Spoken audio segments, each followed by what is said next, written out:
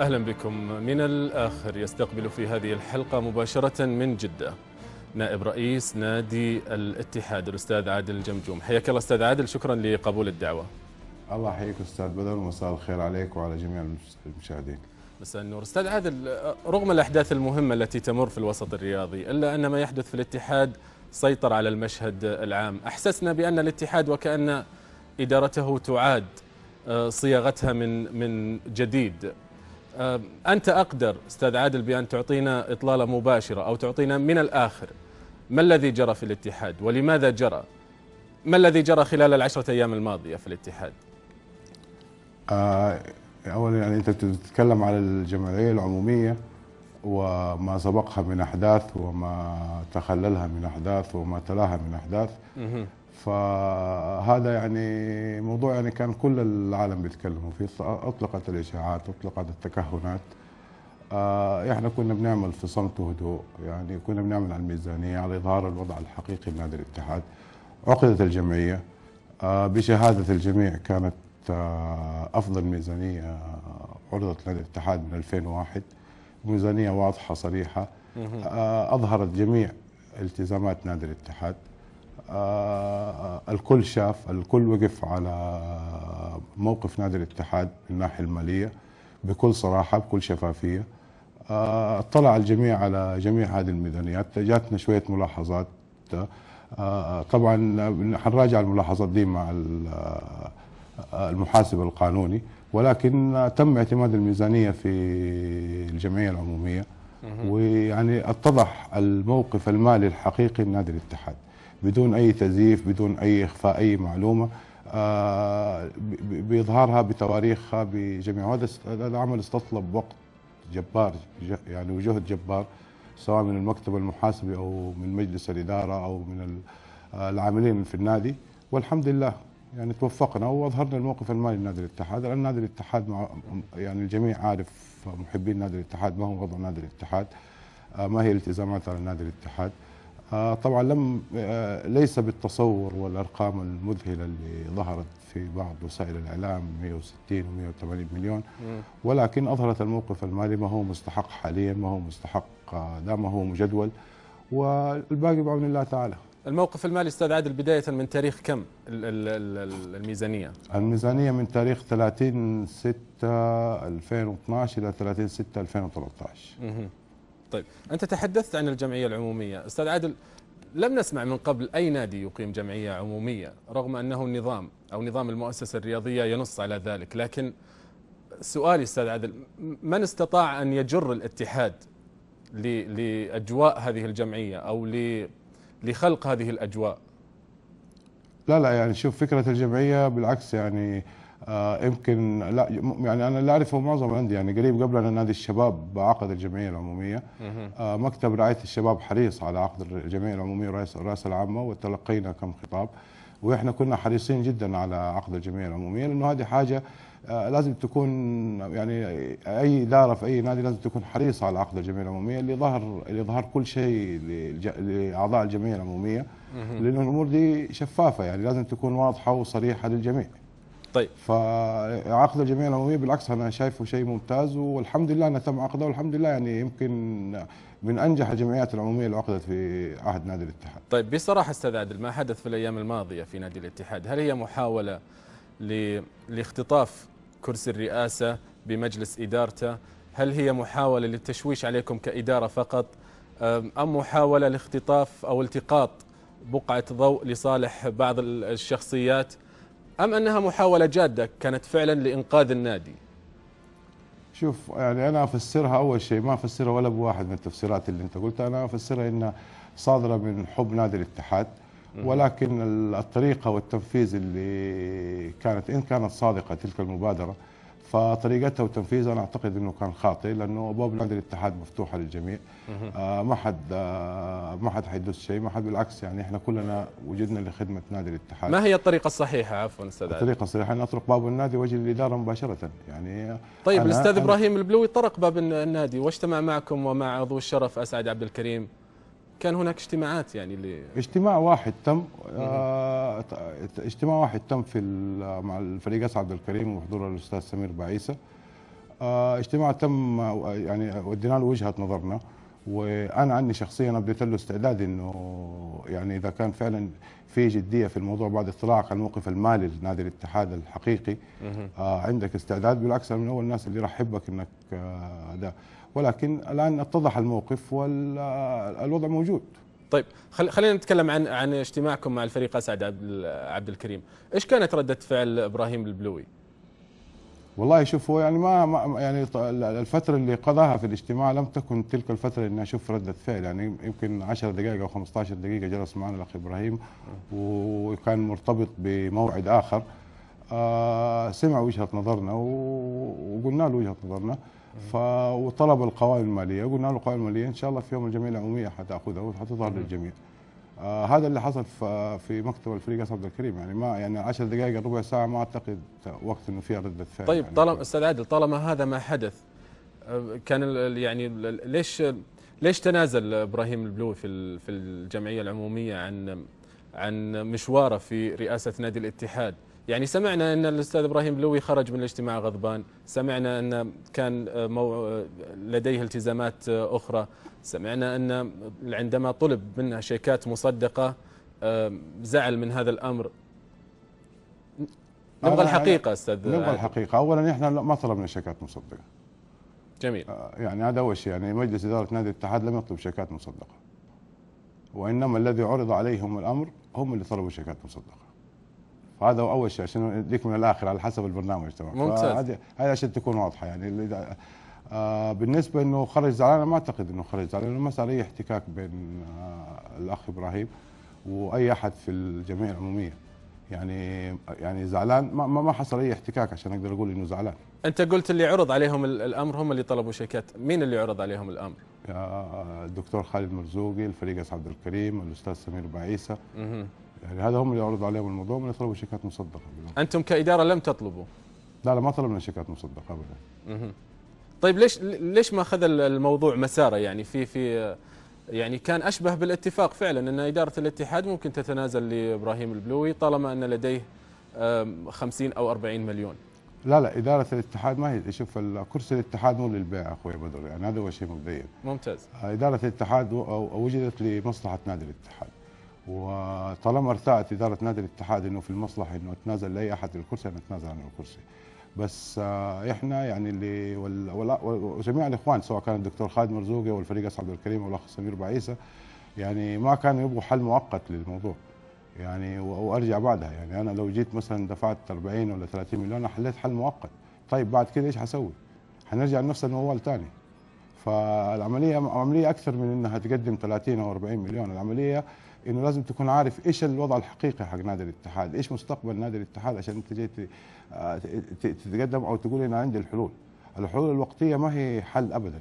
طيب طالما استاذ عادل، طالما ان كرسي الاتحاد ليس للبيع، يعني لماذا هذه الضجه؟ يعني اداره انقاذ اداره انقاذ من ماذا؟ والله انا نفسي اعرف زيك صراحه. يعني انا عارف اذا انا اتحادي وعندي رغبه وشايف ناديه بينهار، يعني اقدم دعمي بدون اشتراط. او لماذا وافقت على الاجتماع مع الفريق اسعد طالما انك غير مقتنع بالتنازل عن فترتكم القانونيه؟ بس اذا يعني اذا انقاذ نادي الاتحاد مشترط بخروجي ما عندي مشكله، بس لازم يكون اشتراط صادق وقيد التنفيذ. اشتراط صادق كيف استاذ عادل؟ ما فهمت. لا يعني لما واحد يجي يقول لك انا ابغى اشتري منك السياره دي، تمام، ومجرد انه بشتريها ما حينفع، بس لما يجي يديك فلوس السياره ديك الساعه انت اشتراء يعني بيعه صحيح او تقديمه صحيح. طيب حقيقه مطالبتكم بسداد المبالغ اللي انتم صرفتوها على النادي كاعضاء مجلس اداره او كرئيس مجلس اداره بالتنازل، لكن تسدد المبالغ اعضاء مجلس الاداره اولا ورئيس مجلس الاداره. الجميع يعني اخذ الموقف عليكم هذا، احسوا بان مصلحتكم، او ما تفكرون بمصلحه نادي الاتحاد، تفكرون بمصلحتكم انتم بس. ايش حقيقه الطلب هذا؟ والله شوف، انا استشهد بالفريق اسعد عبد الكريم وبالاستاذ سمير بعيسى والدكتور خالد مرزوقي. يعني اعتقد كلامنا كان واضح اليوم، لانه انا ما حدافع عن نفسي، مهما قلت حياخذوها الناس باني بدافع عن نفسي. هذا الكلام لم يذكر. لم يذكر لا منك ولا من رئيس مجلس الإدارة؟ ولا من أي. إذا ذكر من رئيس مجلس الإدارة على سبيل الدعابة أو على سبيل المزح مع أحد أصدقائه هذا شيء ثاني، لكن كمبدأ في مجلس الإدارة وكمبدأ، يعني أي قرار احنا الحمد لله يعني قرارنا جماعي وقرارنا واحد. لكن يعني أنا ما أخذ، يعني أنا لما أتكلم مع صديقي غير لما أتكلم مع شخص بياخذ كلامي محمل الجد، فتفرق كثير يعني.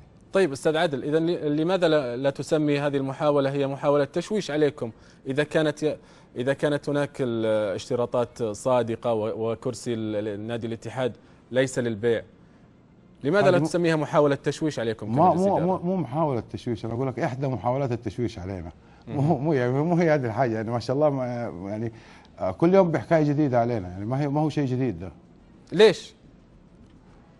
والله ما أدري، أنا صراحة هذا السؤال اللي أنا قاعد أسأل عنه وما أدري، يعني ما أقدر أجاوبك، ما عندي جواب لي. غير مرغوبين. بس فكرة، يعني شوف على فكرة أقول لك حاجة، يعني في حاجة في نادي الاتحاد، كل ما تحارب الإدارة معناها إن شاء الله إدارة ناجحة وحتحقق إنجازات، وأنا استشهد لك بإدارتين، إدارة الأستاذ أحمد مسعود وإدارة الأستاذ منصور البلدي. لكن هناك إدارات استسلمت من أول سنة. وهم ذلك ما استسلموا، وما استسلموا وحققوا الإنجازات، يعني إدارتين أعتقد أكبر إنجازات جات في إدارة نادي الاتحاد، سواء كانت في إدارة الأستاذ أحمد مسعود أو الأستاذ منصور البلوي، وهم أكثر إدارتين تحاربوا. طيب، فيعني إحنا ماشيين على الخطة دي إن شاء الله. طيب، هذه الحرب من مين أستاذ عادل؟ يعني الأستاذ محمد فايز صرح في الجمعية العمومية، قال أنه كإدارة يواجهون حملة شرسة من اتحاديين. ما المصلحة من هذه الحملة؟ ومن يقود هذه الحملة؟ ولماذا هذه الحملة؟ شوف أنا أقول لك هذا، شوف في العوائل الكبيرة، يعني الاتحاد عائلة كبيرة، تحدث خلافات أو أقدر أقول اختلاف في وجهات نظر، تمام؟ هذا الاختلاف، يعني الاختلاف في وجهات النظر هذا شيء صحي وشيء، لأنه كل واحد بيرى الموضوع أو هذا من زاوية معينة.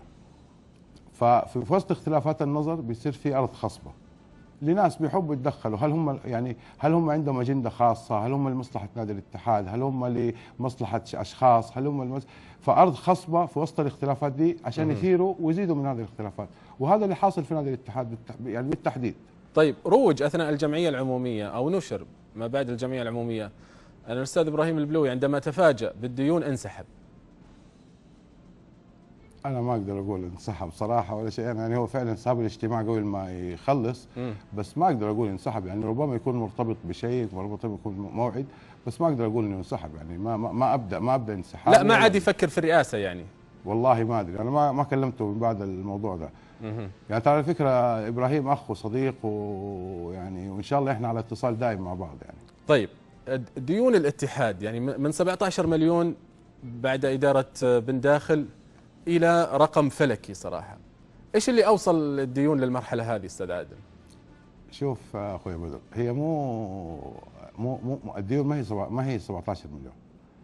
هذا ما أخفى، هذا اللي كان تخفيه الميزانيات السابقة، إحنا اللي أظهرناه في ميزانيتنا. الشكاوي اللي كانت عليك يا نادي الاتحاد لدى لجنة الاحتراف عشان تسجل هي ال 18 مليون وليس ديون النادي، تمام؟ وهذا ما قيل لنا، هذا ما صرح به طيب في صحيفة الحياة الدكتور عبد اللطيف نعمة الله. نعم، وهذه الأرقام كانت مخفية في الميزانية تبعت السابقة، واعترضوا عليها أعضاء الجمعية العمومية يوم الانتخاب، واحنا صدرنا الميزانيه الجديده واظهرنا الارقام وجبنا سوينا جدول ملحق مع الكتيب حق الجمعيه العموميه، ملحق خاص بالماليه عشان يوضح الفروقات اللي حصلت. يعني ما كانت 17 مليون عفوا؟ لا ما كانت. شوف الشكاوي 17 مليون. طيب. استحقاقات اللاعبين، يعني انا لما اجي اسوي ميزانيه، لما اجي اسلمك اقول لك ترى انت عليك ديون 10 مليون وعليك حتدفع بعد بكره 20 مليون. فهمتني؟ هذه كانت الامور مخفيه. فاحنا دفعنا ال 18 مليون واكثر منها بشويه. دفعتوها؟ اي طبعا دفعت، كيف سجلنا اللعيبه اللي فاتت اول ما سجلنا. صحيح. والشيء يعني ترى يعني اللي يعني في حاجه يعني تعرف يعني تحس في نفسك انه المبالغ اللي تم دفعها طبعا راحت لناس مستحقينها، ما هو انه معهم عدم استحقاقها، بس ناس ما هم موجودين في نادي الاتحاد. خلاص انتهى، يعني لا يعني انتهى عهدهم بنادي الاتحاد. تمام. واديك تمام. امثال كثير عليها، نونو اسس، الكابتن صالح الصقري، الكابتن تيسير نتيف، الكابتن مناف ابو شقير، يعني عارف كيف، يعني امثله مبالغ راحت، ابو عبيد، نادي الفتح، نادي الاتفاق، فاهم كيف؟ فمبالغ راحت لاشياء ماضيه لم نستفد احنا منها كاداره. طيب كي اقفل بس نقطه ال 17 مليون، أيوه. الدكتور عبد اللطيف نعمة الله ذكر بالحرف الواحد ان حجم الديون المستحقه على اداره بن داخل هي 16 مليون و610 الف ريال، هذه هي ديوننا. معلش يعني انا في محاسب قانوني، بس انا اقول لك انه الرقم اصلا خطا، لانه الشكاوي كانت 18 مليون، كيف صار 16 مليون و800؟ فهذا يعني خطا. في محاسب قانوني مكتب مصرح له اخذ ترخيصه، هو اللي اصدر الميزانيه، ممكن اي احد يروح له يتفاهم معه ويشوف صحه الارقام. طيب انتم سددتوا ال 18 مليون، دخلتوا في ديون ثانيه وصلت الى ارقام فلكيه، ايش اللي وصلها؟ يعني حاول تفصل لنا استاذ عادل. يعني هي شوف، الديون الجديده هي عباره عن مستحقات. مستحقات حقت عقود. مستحقات لعيبه حقت عقود. طيب المستحقات دي في جزء كبير منها تم توقيعه في ادارات سابقه، واللاعبين لم يستلموا مستحقاتهم، مما ادى الى تراكم. يعني اليوم انا لو كان لي ريال عندك وتسيب لي، هو يجيني بعده يوم ريالين وبعده بيوم 3 ريال، حيصير حضاري منك 100 ريال بعد فتره. فتخيل هذه في العقود. ففي الادارات السابقه في تراكمات صارت، لما كبرت وتحجمت وصلتنا ما شاء الله يعني كبيره راشده بالغه عاقله. التراكمات كانت كم طيب؟ تقريبا 51 مليون او اكثر شويه. 51 مليون؟ اي طبعا. من ادارات سابقه؟ طبعا واكثر شويه كمان، يعني مو 51. انا ما تحضرني الارقام، ترى انا يعني جدا ضعيف في الارقام لاني محامي، والله لا افقه في الارقام شيء، بس يعني هذا اللي الحقيقي اللي حاصل. طيب اذا لماذا يروج ان اداره الاستاذ محمد بن فايز انتم يعني سبب الارقام الفلكيه هذه في الاتحاد؟ الحين اخوي بدر انا اقول لك حاجه، انا لو جيت انت مسكتك نادي الاتحاد وجلست نادي الاتحاد وجيت لقيت عندك 21 عقد موقع، انتهى توقيعهم، يعني موقعوا عليهم دفعات مستحقه. طيب المداخيل انا لما جيت وقعت العقد لم احط في بالي من فين حجم، لم اعتمد على انه في فلوس جايه من نادي الاتحاد، ما حطوا بالهم انه عقد رعايه حينتهي، ما حطوا بالهم انه ممكن الداعمين ينسحبوا، هذا اللي حصل في نادي الاتحاد. فاصبحت تراكمات، يعني ما كان في لما تم توقيع العقود كان الفكر انه حيفضل الوضع على ما هو عليه. فصارت يعني تقريبا احنا استلمنا النادي فيه اكثر من 21 عقد موقع. الناس يقول لك احنا وقعنا عقود، احنا ما وقعنا الا يمكن 3 4 عقود وما فيها اي مشاكل ان شاء الله. لكن عقود ضخمه. طبعا عقود ضخمه، مع الفريدي، مع دي سوزا، مع الشربيني. مع دي سوزا، مع الشربيني، هذه عقود احترافيه. حصل اختلاف في العقد، في لسه في محكمه دوليه، ما يشاع انه عقد انه انس الشربيني كسب قضيته، يعني انا اعتقد انه الكلام هذا غير صحيح. من كسب القضيه هو نادي انس الشربيني، وهذه اوضحها يعني، وهذا حق يعني، لانه بيع وشراء فيها. احنا في مفاوضات ان شاء الله معاهم لحل الموضوع، لكن في النهايه انتم من خسرتم استاذ عادل. ممكن نكسب من ناحيه ثانيه، يعني شوف كل عمليه بيع وشراء يعني، طبعا هذه من الاشياء يعني اللي تحز في النفس وتزعل صراحه يعني، بس يعني ما الواحد ما يبغى يبرر، بس يعني نقول ان شاء الله الاتحاد الافضل ان شاء الله. طيب الله تعالى. اكمل بس جملتك فيما يخص ذكرت انكم تفاوضون نادي الشربيني. ايوه. بخصوص انه يعني نوصل لحل ودي لحل الموضوع يعني ان شاء الله. طيب ذكر نائب رئيس هيئه اعضاء الشرف الاستاذ رأفت التركي بان الديون المستعجله التي يجب ان تسدد الان هي من 60 الى 70 مليون ريال. اول شيء بسال استاذ عادل، ال 26 شكوى اللي موجوده في لجنه الاحتراف تدخل ضمن ال 60 وال 70 مليون هذه الديون المستعجله؟ اي نعم تدخل، لان هذه كلها مستحقات لعيبه، ال 70 ولا 60 مليون اللي ديون مستحقه الان هي كلها مستحقات لعيبه وموجب عقود مبرمه. طيب بقيه الديون الى 210 ملايين هذه ماذا لا هذه حسبتها ثانيه يعني. هذه انا لا يمكن يكون عندك عقد مع عمال في البيت عندك لمده 5 سنين تيجي تحسب ميزانيتك انه انت تحسب ال5 سنين تقول لازم ادفع لهم 100 دحين، فهذا يعني اعتقد انه وصرح به كثير من المحاسبين، يعني منهم انا استشهد براي الاستاذ منير رفه، يعني حاول يشرح لهم في الجمعيه العموميه هذا الكلام، وفهم يعني في اشياء ما بين ديون مستقبليه وفي ديون حاليه. يمكن ما كانت الصوره، يعني ما لم يتعودوا على ظهور ميزانيه بدي الشفافيه توضح لما هو مستقبل، عشان كده كانت رده الفعل يمكن صارت اللخبطه او شيء زي كده، الله اعلم. لكن من ضمن هذه الديون هي تراكمات من ادارات سابقه. معظمها. نعم معظمها. طيب عقد دي سوزا، الاستاذ محمد بن فايز عندما كان اللواء محمد بن داخل رئيس نادي الاتحاد تكفل بانه هو من واعضاء الشرف من سيسددون مبلغ دي سوزا، صحيح؟ انتم حسبتوه ضمن ديون النادي. لا سوزا ما هو ضمن ديون النادي، سوزا لسه قضيه معلقه ما تقدر تحكم بها. طب افرض انحكم لنادي الاتحاد، هل حتصير ايرادات لنادي الاتحاد؟ سوزا لا لم تدخل يعني، ومشار لها في الميزانيه، ترى يا اخوي بدر كل صغيره وكبيره واضحه في الميزانيه. طيب بس انا اجاوبك على سؤالك يعني معلش، بس هو لما ابو حامد الله يديله العافيه لما راح لي من داخل وقتها كان صفته رئيس مجلس اعضاء الشرف وليس رئيس مجلس اداره نادي الاتحاد، هذا هو الشيء. انا متاكد يعني الرجل صادق وامين، ما حيروح لابو طلال من هوى او من فراغ. اكيد جاله وعد من بعض اعضاء الشرف بتحمل الموضوع، وفي الاخير حتى في حاله خسرت القضيه من سيتحمل، اعضاء الشرف ام نادي الاتحاد؟ انا عني نفسي شخصيا انا ان شاء الله حنكسب القضيه بعون الله تعالى. ان شاء الله كنادي سعودي اتمنى ذلك، لكن في حاله الخساره يعني في حاله الخساره لا قدر الله لكل حادث الحديث، بس يعني ان شاء الله بعون الله تعالى موقفنا ان شاء الله قوي. يعني في عده نقاط ماخوذه عليه ان شاء الله، يعني خلينا في جانب التفاؤل اكثر من جانب التشاؤم احسن. طيب موقف الاستاذ رأفت التركي اثناء الجمعيه وما بعد الجمعيه بساعات كان غريب استاذ عادل، يعني قال بانه غير متفائل بان تتجاوز الاداره الازمه، قال ان الافواه كممت عند الاستفسار عن توقيت صفقه الفريدي وعقد اسامه المولد، قال ان لا توجد في النادي حتى نفقه التنقل من جده الى الرياض. غريب يعني موقفه. والله شوف يعني انا ما اقدر اعلق على الموقف ده غير اقول حاجه، يعني اذا كان الوضع المادي في نادي الاتحاد اللي ده السوء تمام، فيعني انا عن بدل ما اتكلم اروح اجيب دعم لنادي الاتحاد. حتى هو ختم تصريحه بان لو كان مكان الاداره لسلم النادي سواء لابراهيم البلوي او اي شخص قادر ان ياخذ بيد اداره الاتحاد من الغرق.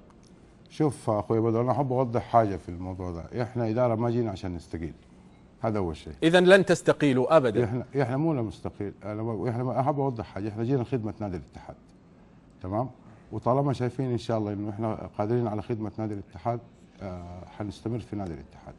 احنا ما احنا اداره، احنا لو جينا مش نستقيل كان في مواقف كثير اخرى كنا استقلنا فيها قبلها. احنا عارفين محنه نادي الاتحاد وعارفين المسؤوليه الكبيره على اداره نادي الاتحاد، لانه اي اداره لنادي الاتحاد ترى قدامها مسؤوليه مره كبيره. اول شيء عالميا بحسب مكانه الاتحاد عالميا وما مكنه من على واتجاه جمهوره المخلص ده. فاداره نادي الاتحاد ما هي اداره بسيطه، بالعكس فيها مسؤوليه ومسؤوليه مره كبيره جدا. وعشان ننجح لازم يتكاتفوا الجميع. لا يقصد بخدمه نادي الاتحاد الاعلام او المجد او الاشياء دي كلها. احنا هدفنا ان شاء الله بعون الله تعالى في اداره نادي الاتحاد انه يكون انه اتحاد بلا ديون، واتحاد معتمد على نفسه ذاتيا حتى ينجح نادي الاتحاد. واذا كاتفنا كلنا بعون الله تعالى حنوصل للهدف ده. طيب ساعتها حنوصل للي انا وعدت به الجمهور انه نكون احسن 50 نادي في العالم. طيب استاذ عادل سناتي لموضوع الاستقاله، بس اقفل موضوع رأفت التركي. انت ما علقت لي على موقفه. يعني يجب ان يكون اقل شيء متلائم مع الدكتور خالد المرزوقي رئيس هيئه اعضاء الشرف، يعني الضد تماما. يعني الدكتور خالد المرزوقي متفائل، قلبه مع الاداره. الاستاذ رأفت التركي ربما تصريحاته احبطت الاداره واعضاء المجلس الاداره نوعا ما. لا والله شوف انا الاستاذ رأفت انا اخ اكبر لي اول شيء، يعني عشان نكون الصوره واضحه، ومهما كان يعني ما اقدر يعني اقول رايي في اخوي الكبير في يعني اخالفه في شيء، بس يعني انا متاكد انه اللي قالوا من حرقت في نادي الاتحاد وحب في نادي الاتحاد، وان شاء الله بعون الله تعالى يعني رافت اخويا الكبير وان شاء الله بعون الله تعالى يعني حنكون يد واحده كلنا بعون الله تعالى للوصول لنادي الاتحاد للهدف اللي احنا نبغاه. طيب عندما استفسر هو عن توقيت صفقة الفريدي وعقد أسامة المولد، لماذا لم تجيبوا؟ لا مو من لما جبنا، احنا تم سؤالنا على 3 اشخاص، مو بس عقد الفريدي وسعود كريري وأسامة المولد. فانا رجعت الاجابه بسؤال يعني هو يعني مو شؤون داخليه، يعني ما ابغى اتكلم بتفاصيل. لا لكن هو قال ان كممت افواهنا وخرجت من الاجتماع زعلان. لم تكمم الافواه، وفي كان الاستاذ احمد الروزي، في الدكتور خالد مرزوقي، في اعضاء الشرف، في يعني موجودين كثير، وابدا لم تكمم الافواه، بالعكس كان حوار صريح جدا جدا جدا.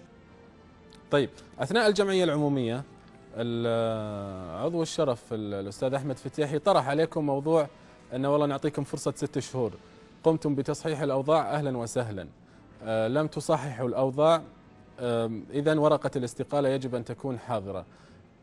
الاستاذ محمد بن فايز كأنه ايد هذا الموضوع، يعني حدثني استاذ عادل عن هذه النقطه اكثر. انت تقول ان احنا جينا على اساس ما نستقيل. نعم احنا ما جينا، ان اللي قالوا العم احمد فتيحي الله يحفظه ان شاء الله قال انه 6 شهور نهايه الموسم. ابو حامد رد عليه قال له احنا نوافق بطريقه اخرى، بعد ال6 شهور احنا نعقد جمعيه عموميه والجمعيه تقيم عملنا، يحط لنا هذا مستوى من 0 ل 100 وشوف اقيم عملنا. هي العمليه ما هي عمليه تحدي واني اشوفك ايش بتشوف، يعني هي عمليه تكاتف جميل. اذا تكاتفنا الجميع لمصلحه النادي طبعا حيتحسن العمل، بس انا ما اشوفك واقعد اتفرج عليك واسيبك واقف واقول لك ما حساعدك، يعني هذا ما هو عمل. يعني العمل انه كلنا هدفنا نشترك كلنا في حب نادي الاتحاد، لازم نكون كلنا يد واحده لموافقه هذا. انا كلمه حلوه يعني يا احمد فتيحي صراحه، يعني انا بالنسبه لي كلامه يعني كلام جميل، بس لازم الجميع يتكاتف، الجميع يحط يده في يد بعض ونشوف هذا. اذا كان في سوء اداره انا اول واحد اطالب برحيل الاداره، بس ما اسيب الاداره الواحده واقول انا اقعد اتفرج عليك ووريني ايش تسوي في 6 شهور ولا في شهر، لو سنين ما حتسوي شيء. انت تقصد استاذ عادل ان ليش ما تدعمون النادي؟ يعني انا اقول لك الان تعودنا ان نرى في الانديه تقدير لاعضاء الشرف الداعمين ماليا. في نادي الاتحاد نجد هذا التقدير لمن يدعم ولمن لا يدعم. نادي الاتحاد يملك الكثير من القامات والهامات ماليا واجتماعيا، لكن في النهاية لم يقدموا شيء. أنا أتكلم عن البعض، ما أتكلم عن الأغلبية. أنا خليني أقول لك واحد. أول شيء بالنسبة لأنه نادي الاتحاد يقدر من يدعم ومن لا يدعم. شوف، الدعم ليس ماليا فقط، يعني كلمة تشجيع، فكرة جديدة، محادثة، اجتماع مع الإدارة، وجهة نظر، هذا نعتبره دعم، لأنه أنت في الأخير بتفكر بحب نادي الاتحاد. نجي للدعم المالي. أنت بنفسك بتقول الدعم المالي، رجالات الاتحاد فيهم الخير والبركة. الدعم المالي ما تقدر تفرض عليهم، إذا ما يخرج من نفسك الدعم المالي فيعني ما حيجيك، يعني قد ما أروح لك ما حيجيك. إذا لا أفرض عليهم، إذا لا يفرضون علي أني مثلا أستقيل أو تعطيني فرصة 6 شهور أو تعطيني فرصة سنة، أليس هذا منطق؟ أتفق معك يعني أنت حددت أسماء في لقاء سابق لك، حددت أسماء شكرتهم تحديدا لدعمهم: الأمير طلال بن منصور، المنصور البلوي، أسعد العبد الكريم، الدكتور خالد المرزوقي، أبناء بناجة، أمين أبو الحسن، شركة صلة، أحمد باكشان. أين البقية؟ أين أحمد فتيحي؟ أين طلعت لامي؟ أين الدكتور طلعت العطار؟ أين فريد زاهد؟ هؤلاء هم من سمعناهم الفترة الماضية. سابق لك حددت أسماء شكرتهم تحديدا لدعمهم: الأمير طلال بن منصور، المنصور البلوي، أسعد العبد الكريم، الدكتور خالد المرزوقي، أبناء بناجة، أمين أبو الحسن، شركة صلة، أحمد باكشان. أين البقية؟ أين أحمد فتيحي؟ أين طلعت لامي؟ أين الدكتور طلعت العطار؟ أين فريد زاهد؟ هؤلاء هم من سمعناهم الفترة الماضية يطالبون الإدارة بالرحيل ويقدمون النصائح للإدارة. يعني هناك عملوا مثل ما يقول المثل الإسباني، يعني أن تدعو للإحسان شيء وأن تجود بالقمح شيء آخر. يعني انا اتفق معك، بس يعني في حاجه واحده بس، محمد فتاح نحطه في الفئه الثانيه، انه في دفع مرتين رواتب، جزء من رواتب العاملين، يعني ما نحطه في اللي ما بيدعم مره. اتفق معك 100%. يعني شوف انا ما ابغى، يعني الجميع لازم يعرف حاجه واحده، زمن الشخص الواحد اللي يدعم انتهى.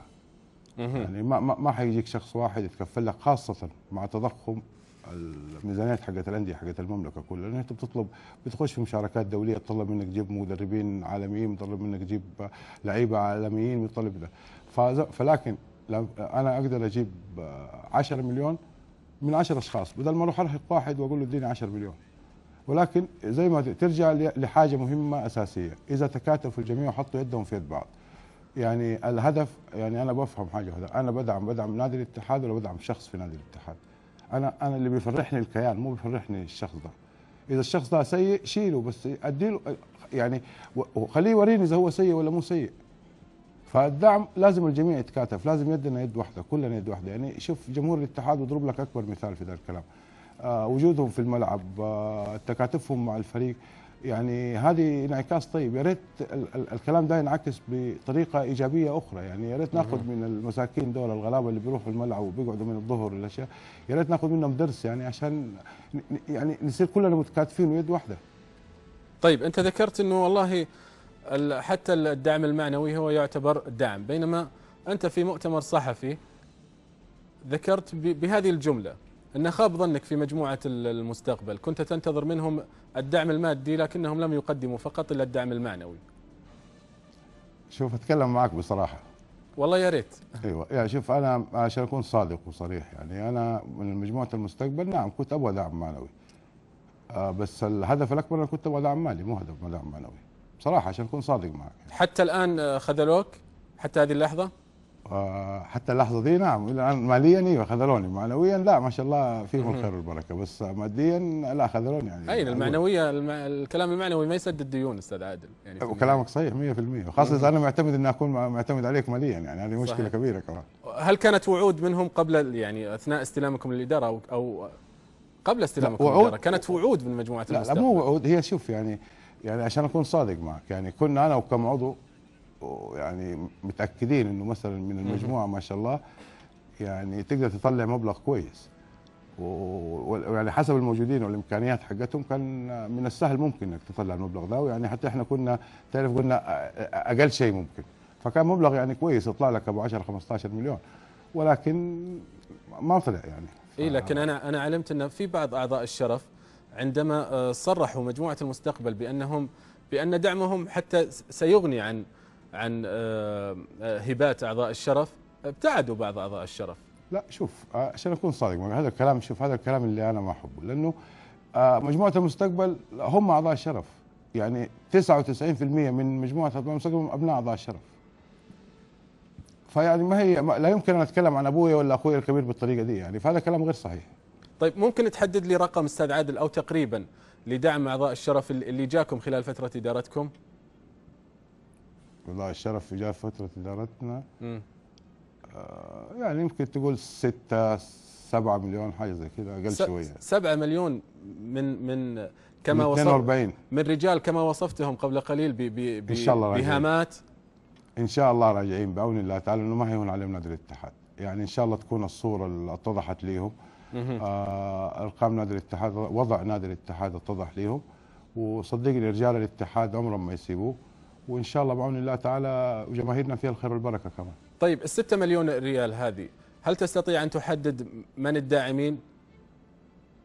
احنا نسمع الان يعني نقرا في جميع الصحف ان كل اعضاء الشرف والله استاذ عادل كلهم داعمين. لا شوف كلهم داعمين. شوف ذكروا للداعمين، يعني ذكرتهم انت دوبك قلت الليسته حقتهم. هم انفسهم؟ هم من ذكرتهم يعني. يعني انا هذا الداعمين الفعليين، يعني هذه الداعمين الفعليين اللي هم وقت الازمات ظهروا، وقت الازمات بدون شروط او قيود ظهروا. فالله يبارك لنا فيهم ان شاء الله، ورجال الاتحاد فيهم الخير والبركه ان شاء الله بعون الله تعالى. طيب انت ذكرت قبل قليل ان احتمال في الجمعيه المقبله اللي هي بعد 6 شهور انكم ممكن تستقيلون، هذا كذا فهمت يعني؟ لا ما نستقيل، ما اشوف استقاله يعني. ما يعني في احنا فتره انتخابيه منتخبنا 4 سنوات، لا يمكن تحاسب بني ادم قبل ما تنتهي فترته. لا لكن هذه استاذ عادل المهله اللي فهمناها من ما هي مهله، لا من اعضاء لا الشرف. ما هي مهله يعني. انا ماني قاعد في خيار، هي كانت فكره ولا هي مهله يعني انا اقل شيء عندي انا اداره منتخبه امشي فتره الانتخابيه. من يرى دعم نادي الاتحاد لشخص فانا اعتقد يعني هذا الشيء يعني مستهجن من الجميع. يعني انت تدعم نادي الاتحاد لكيان نادي الاتحاد. اللي بيدعم ويجي بنفسه يشوف فين بيحط دعمه ويجي بنفسه الله يحييه، يبغى يشارك في الاداره. احنا فاتحين ابوابنا وايدينا للجميع، احنا ما احنا مقفلين النادي علينا. اذا انت عندك فكره وانت عندك شيء تعال وريني واثبت لي، وانت تعال الله يحييك معنا في الاداره. اذا الجمعيه العموميه المقبله ان لم تتعدى الاحوال الاتحاد ليست للاستقاله بل للمناقشه. اتمنى ربي من الجمعيه المقبله انه نعلن يعني انتهاء ديون نادي الاتحاد وبدء يعني وعرض ما هي مدخولات نادي الاتحاد بعون الله تعالى. لكن الفرضيه الاخرى كي اقفل الملف، ان لم تتعدى احوال الاتحاد في الجمعيه العموميه المقبله ليست هناك استقاله. صدقني لو قصور في الاداره، لو اي قصور من اداره نادي الاتحاد، صدقني ما حننتظر جمعيه عموميه عشان نستقيل. اذا احنا حاسين انه احنا لا نزال نقدر ندي نادي الاتحاد ونبذل جهد لنادي الاتحاد لخدمه نادي الاتحاد، سنظل مستمرين ان شاء الله حتى انتهاء فترتكم القانونيه. حتى انتهاء فترتنا القانونيه اذا ما انتخبنا ثاني كمان. طيب الكلام الاستاذ محمد فايز صرح في احد تصاريحه ان لا يريد ان يورط الادارات التاليه بمديونيات ضخمه. هذا كلام جميل استاذ عادل، لكن هو يفعل ذلك الان، انتم تفعلون ذلك. فايش نفعل ذلك؟ في توريط الادارات التي ستاتي بعدكم. فايش ورطناها؟ يعني الناس تتكلم عن عقد دي سوزا الضخم، عن توقيت صفقة أحمد الفريدي، كان من الأولى تسديد الديون بدلا من الذهاب لأحمد الفريدي ودي سوزا. هل تتوقع 3 ولا 4 ولا 5 مليون ريال تسد لك دين 52 مليون؟ هذا شيء ثاني. نادي الاتحاد لازم يفضل نادي الاتحاد يستقطب لاعبينه، ان شاء الله قادرين على حل مشاكلنا وقادرين على الوقوف بنادي الاتحاد، ولكن نادي الاتحاد لن يقف مكتوف يدي عشان خاطر والله علي دين ولا علي شيء، ولكن ان شاء الله بالتنظيم وجدولة الديون وتكاتف الجميع صدقني حيرجع نادي الاتحاد كما كان واحسن من الاول بعون الله تعالى. طيب عقد اللاعب نايف هزازي تم بيعه لنادي الشباب، لكن ما استفدتوا ماليا يعني بتلك الاستفاده الضخمه من نايف هزازي. يعني اعتقد 8 مليون سلمتوا 6 مليون، مليونين كانت دين عليكم من عقد مختار فلاته. يعني كانت صفقه ما ابغى اقول رخيصه يعني بحجم نايف هزازي. لا الصفقه اكثر من كذا، الصفقه تعدت ال 11 مليون او مبدئيا، بس يعني ما حصرح فيها لانه هذه خاص بينه وبين نادي الشباب. نصيب يعني النادي، انا اتحدث عن نصيب النادي ما استفاد منه نادي الاتحاد تقريبا فوق ال 11 مليون. بس ارجع اقول لك حاجه واحده، 11 مليون جنب 51 وبتزيد عليك مستحقات. بقول لك 21 عقد متوقع، يعني 21 عقد في دفعات متتاليه ما في تنسيق. تخيل انت يعني هذه عمليه، هي عمليه المستحقات اللي بتزيد. طيب ال 11 مليون او فوق ال 11 مليون اللي كسبتوها من صفقه نايف، خصم منها المليونين ولا بعد الخصم هذه؟ لا شامله الاشياء دي، شامله كل شيء، يعني توتال المجموع كله 11 مليون. اخوي بدر لازم افهمك حاجه واحده، انت الان عندك عقود مع لاعبين تقريبا غير العقود اللي تم ابرامها في ادارتنا، عندك تقريبا 21 او 22 غير العقود اللي موجوده من اول. الان انت كل ما عندك مستحقات بتيجي متراكمه، فعشان كده انت كل ما تدفع بترجع ثاني، كل ما تدفع بترجع ثاني.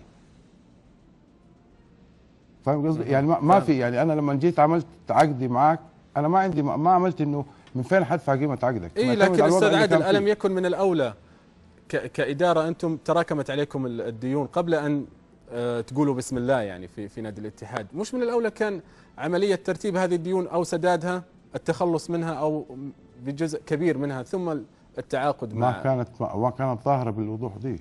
أخويا بدر إحنا ترى أخذت منا الميزانية ترى عشان إعدادها أكثر من 9 شهور. يعني عشان أكون صادق معك، يعني هذا أحد الأسباب اللي تأخرت الجمعية العمومية. إحنا كانت المفروض الجمعية العمومية تكون في شهر ذي القعدة. الميزانية أخذت جهد، يعني إحنا في مكتبين محاسبين قانونيين تم التعاقد معهم عشان إخراج الميزانية دي. يعني كانت في لا يوجد مستندات في النادي، لا يوجد أوراق في النادي، لا يوجد ولا شيء في النادي. فأنت من لكن هذا الشيء ما يتحمل الإدارات السابقة أستاذ عادل، تتحمل الرئاسة العامة من تسليم إدارة إلى إدارة. يجب أن تكون هناك قوائم مالية. لا شوف، أنا أخوض في الرئاسة العامة عند الميزانيات. نعم. أنا بتكلم عن المستندات اللي تأيد الميزانية. أنا لما أجي ألاقي علي التزام بمليون، لم تسلم لكم مستندات. ما في مستندات، هذه المشكلة. أنا لما أجي أسلمك ميزانية، أنا إيش أبغى الميزانية؟ طب الميزانية مرصود فيها. طب أنا كان عندي اعتراض في الميزانية اللي فاتت. ما في المستندات المؤيدة اللي تؤيد الكلام اللي بيعكس اعتراضي. لا توجد هذه المستندات تماما في نادي الاتحاد. فليس من مسؤولية رعاية الشباب، ما بدافع عن رعاية الشباب، بس ليس من مسؤولية رعاية الشباب انها تحتفظ بالمستندات كمان. طيب، في نقطة علمت قبل البرنامج بأن يعني كان هناك اجتماع حتى ساعات الفجر لإتمام عقد رعاية ضخم للنادي حوالي 270 مليون ريال 3 سنوات، كل سنة ب 90 مليون، وطالبتم دفعة كبيرة ب 45 مليون عند التوقيع، صح؟ ان شاء الله من فمك لباب السماء، يعني على قولنا الاخوه المصريين، يعني من فمك لباب السماء ان شاء الله يعني. لا بس يعني ارجوك احتاج تاكد لي المعلومه. لا شوف، في مفاوضات نعم قامت، بس امس للفجر ما صار الشيء، هذا كلام غير صحيح عشان اكون صادق معك. بس في مفاوضات كما اعلنت انا قبل كده. لكن كرقم اتمنى ان شاء الله، اتمنى نوصل يعني احد المفاوضات، يعني احد الارقام اللي قدمناها حول ده الرقم. طيب قريب من هذا الرقم؟ مستنين الرد نعم، يعني حول ده الرقم، بس مستنين الرد ان شاء الله. طبعا تعرف الامور دي قابله للاخذ والعطاء، يعني اتمنى ان شاء الله، يا رب يا رب يا رب ان شاء الله يوافقوا على طول ويريحونا. متى سيكون الرد؟ يعني خلال كم؟ في خلال الايام دي، يعني في خلال يمكن ايام اسابيع، تعرف هذه يعني مفاوضات، والله يسهلها ان شاء الله، وادعوا لنا بالتوفيق يا رب ان شاء الله. لا انت بامكانك الان ان تزف البشرى للاتحاديين يعني. والله لو عندي بشرى يا شيخ اروح في الشارع اقول لهم مو خلال الله وجدك ان شاء الله. في بوادر موافقه حقيقيه بينكم كطرفين؟ والله في بوادر مفاوضات جديه نعم. يعني في اتصالات، في ما في طناش، يعني في مفاوضات تقريبا، في على اتصالات يوميه. الاخ سمير باجنيد بيبذل جهد جبار في الموضوع ده، والله يوفقه ان شاء الله ويعينه، وكلنا ان شاء الله معه باذن الله تعالى. ان شاء الله. طيب، سمعنا من الدكتور طلعت العطار بان الاداره في الاتجاه لبيع عقدي اسامه المولد وسعود كريري. نعلم ان سعود في المنتخب ونتمنى له التوفيق يعني، لكن مجبورين يعني نخوض في هالحديث. اعتقد انا يعني ردي على السؤال ده بشيء بسيط جدا. اعتقد انه الازمات الماليه اللي مر فيها نادي الاتحاد السابقه كفيله انها تثبت انه الحمد لله، يعني في كل دي الازمات ما عرضنا اصلا احد اولادنا للبيع. انتم ما عرضتوا، بس استغنيتوا، تنازلتوا. فيش تنازلنا عن مين؟ يعني كان بامكانكم الاستفاده من نجم الاتحاد محمد نور ماليا. لا انا ما اعرض انا شوف في حاجه انا احب افسرها يا جماعه. ترى ما في بيننا وبين محمد نور ولا شيء، ترى محمد نور ولدنا واخونا وحبيبنا والاشياء دي. انا عارف استاذ، انا اتكلم الاستفاده ماليا من عقده. لا ما ابيعه، انا ما ابيع ولدي. اذا ولدي انا اللي حصل انه بعد قرار الاجازه كابتن محمد نور طلب انه نعمل له مخالصه. ما دام هذا طلبه وانا امشي عند طلبه. هو من طلب؟ هو من طلب نعم. انا ما طلبت، انا لا يمكن اطلب خالص لاعبي او إن بعد ذلك انتقل بالمجان لنادي النصر، انتم من خسرتم. اصبح لاعب حر. وتقديري لمحمد نور ان انا ما اعرضه، لا يمكن اعرض محمد نور للبيع. يعني مهما كان انا اديته قرار، يمكن اختلاف وجهات نظر، يمكن شيء زي كذا، بس اني اعرضه للبيع واني استفيد من وراه ماليا لا يمكن اسويه. لكن اذا لاعبي رغب يسيبني هذا شيء ثاني، يعني هذا شيء لكن انت كنادي الاتحاد تملك عقد محمد نور، يعني بامكانك أن تستفيد من محمد نور كثير ماليا. اذا جاني محمد نور ولدي وطلب مني قال لي ابغى منك مخالصه، اقول له لا انا ابيعك؟ يعني ما اعتقد اني هو طلب مخالصه بعد الاجازه، اعطيتهم الاجازه. اقرار الاجازه. انا شوف ارجع تاني لنفس الكلام اللي قلت لك. هو يعني هو مو خلاف، هو اختلاف وجهات نظر. احنا يمكن راينا من منظورنا انه هذا لمصلحه نادي الاتحاد. يعني زاويتنا كانت لشيء معين. يعني محمد نور او اخوان اختلفوا. هذا شيء ثاني. محمد نور اخذ المخالصه حقته على انه راسه يفضل ولد الاتحاد وابن نادي الاتحاد ولاعب نادي الاتحاد، ويعني ولا يمكن يعني ننسى تاريخ محمد نور وولدنا، يعني حيفضل ولدنا وحبيبنا ولاعبنا واسطورتنا يعني. طيب، في تويتر هناك استفسارات عن آخر صفقة ستكون نايف هزازي من أبناء نادي الاتحاد سيخرج خارج الأسوار. ما فهمت سؤالك. يعني كابن من أبناء نادي الاتحاد كما تقول، آخر واحد نايف هزازي سيخرج؟ ما ان شاء الله، ان شاء الله اخر واحد. يعني ترى نايف هزازي برضه، ترى نايف هزازي بناء على طلبه خرج، لم نعرضه للبيع. بناء على طلبه، هو اللي طلب انه ما يبغى يكمل عقده السنه الباقيه معنا ويبغى يتنقل. هذا يعني هذا لازم تكون واضحه للجميع. احنا ما عرضنا لا يعني ارجع اقول مره انا قلتها، ولن نعرض اي من اولادنا للبيع، ولكن اذا رغبه ولدي في تركي حلبي له رغبته. طيب، كي اقفل موضوع محمد نور، روجت بان محمد نور انتهى فنيا، لكن يبدو انه بدا فنيا مع نادي النصر.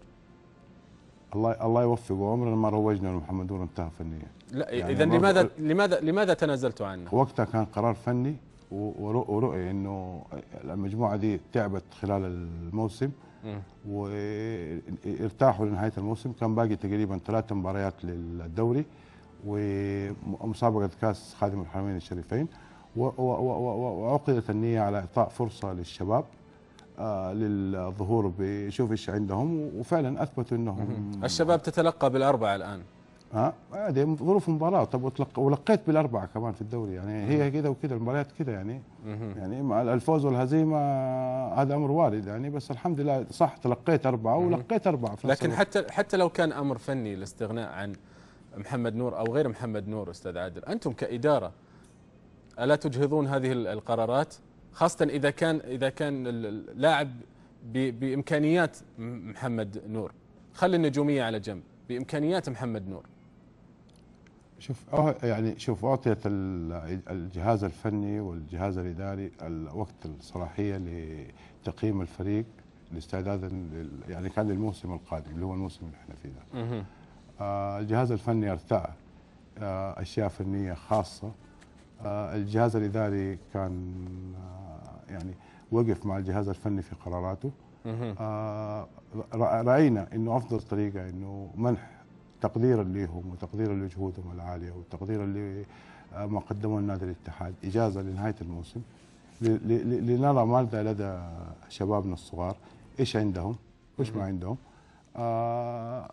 بعد كذا حصل اللي حصل. طبعا يعني اشوف في حاجه مره مهمه لازم اوضح لك اياها سريعا استاذ عادل، عندي محاور كثيره. طيب شوف الاختلاف وجهات النظر بيني وبينك وبين هذه في نفس الوقت تكون ارض خصبه.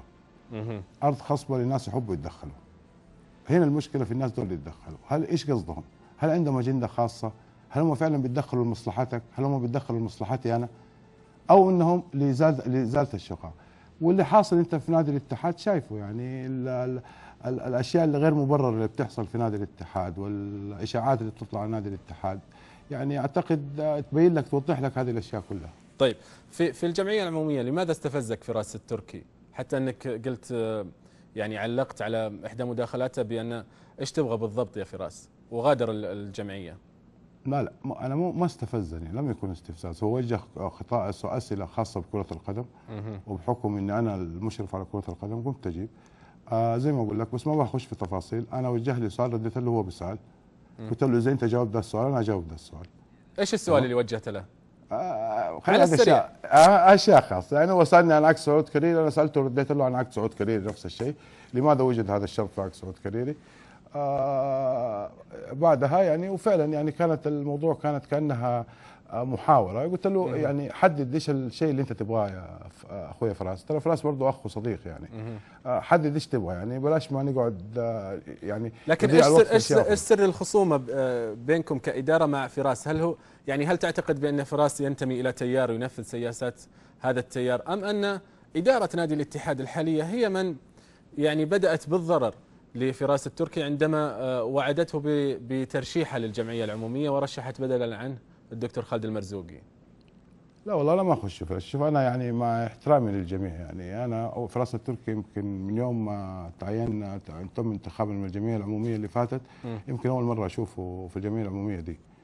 فيعني قبل كده انا اللي يعنيني يعني ايضاح الصوره وايضاح الحقيقه كامله للناس. يعني احنا جينا هدف فعلا، هدف لنادي الاتحاد، مصلحه نادي الاتحاد. ما هو بمصلحتي انه اليوم لما تجيني انت تبغى تمسك رئاسه. طيب. انا يعني ما هي شطاره اني اقول ان انا والله ما علي دين الا مليون وادس الباقي، تمام، وافاجئك به. ممتاز. او انه اخفيه او انه اسقطه او انه اسوي 100 شيء، هذه ما هي شطاره. الشطاره اني اقول لك ترى انا والله فشلت وعلي 200 مليون، تفضل انت قادر تشيل ولا ما انت قادر تشيل. لكن اضحى تصطدم بشيء يصير يعني بالمعاناه اللي احنا فيها الان. يعني اعتقد الكل عارف والكل واضح للجميع المعاناه اللي بيعانيها نادي الاتحاد، بالذات احنا يعني يمكن احنا فوت المدفع، احنا اللي بنعاني لانه كلنا بنكتشف شيء جديد. طيب اتفقتوا مع سعود كريري على سنتين ب 13 مليون ريال؟ كلام غير صحيح يعني. شوف سعود ولدنا وولدنا، واعتقد الاخ وكيله طبعا لسه ما بدأنا مفاوضات مع سعود، بس يعني سعود رغبته في البقاء في نادي الاتحاد ونادي الاتحاد رغبته في التمسك بسعود كريري، وان شاء الله خليه يرجع فايزين ان شاء الله بعون الله تعالى من المنتخب. طيب. ولكل حادث حديث، وعلى فكره لسه ما دخل في الفتره الحره. طيب سؤال من احد الجماهير الاتحاديه ايضا، هل ستنتظرون حتى نهايه فتره التسجيل الثانيه، خاصه انه امامكم في يناير مباريات امام الاهلي والهلال كي تنتهي اموركم؟ يعني ان شاء الله لا، ان شاء الله اتمنى من ربي لا يعني ان شاء الله ننتهي، بس يعني عموما احنا تقريبا يعني ما عندنا احد. 26 قضيه استاذ عادل، 26 قضيه لن تمنع لاعبينك من يلعبوا اللي موجودين الان حاليا. لا يعني كتسجيل، انا اتحدث عن كتسجيل لاعب موجود الان. ايوه كتسجيل لاعبين، في حاله اني طلبت اني اغير لاعب، وان شاء الله سواء كنت بغير لاعب او ما اغير لاعب، انا هدفي اخلاء ذمه نادي الاتحاد وابراء ذمه نادي الاتحاد. هذا هو هدفنا، سواء كان عندي تسجيل او ما عندي تسجيل او الاشياء دي كلها. انا لو اليوم انحلت معي المشكله انا هحلها اليوم ان شاء الله. طيب هل صحيح تم محاوله منع عضو الشرف طلعت لامي من الدخول للجمعيه وهو مسدد؟ هكذا نشر. هذا أثير، نعم. أنا الكلام ده غير صحيح. أولا من هو المسؤول عن دخول الأعضاء والتأكد من دفعهم للرسوم؟ رعاية الشباب. فإحنا في الوضع ده إحنا دور المتفرج فقط لا غير. هم اللي معهم القوائم وهم اللي معهم الإيصالات، يطلبوا تأكيد الإيصالات، هم اللي يطلبوا كل شيء. فما أثير إنه إذا مجلس الإدارة منع طلعت لامي إنه يخش، هذا كلام غير صحيح. وعندك مكتب رعاية الشباب تقدر تتأكدوا منه. غير صحيح أيضا أنه هدد إن لم يدخل بالحديث لوسائل الإعلام تم إدخال طلعت لامي من أجل لا يثير شيء في وسائل الإعلام. لا يعني أنا ما أتوقع طلعت لامي يعني إذا ما دفع يبغى يخش بالقوة يعني. الرجال بيقول دفع. رعاية الشباب لما تأكدت إنه دفع الرسوم سجلت اسمه في الكشف ودخل. يعني العملية كانت منظمة جدا ترى يعني مكتب رعاية الشباب ترى يعني أنا أشكرهم لأنه بصراحة بذلوا جهد مرة ممتاز. يعني هم أنا من أحد أسباب نجاح الجمعية العمومية، يعني أعتقد مكتب رعاية الشباب بجدة بصراحة، أنا أشكرهم شكر جزيل. طيب الأستاذ طلعت لامي في أحد اللقاءات في صحيفة عكاظ، يعني لقاء إلى وقت قريب، ذكر عدة نقاط من أهمها أن إدارتكم ناكرة للجميل، كونكم احتفلتم بكأس الأبطال مع بعض الشرفيين اللي أنتم اخترتوهم.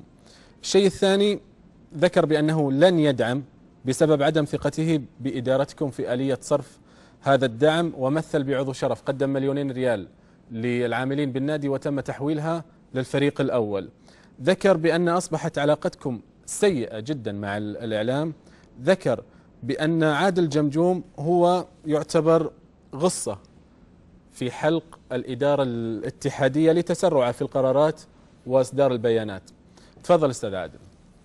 يعني تبغاني ارد يعني خلينا نرد على نقطة نقطة. إدارة ناكرة للجميل، يقول انكم اخترتوا بعض الشخصيات ورحت احتفلتوا معهم بالكاس. ابى اعرف اناكر الجميل، اي جميل؟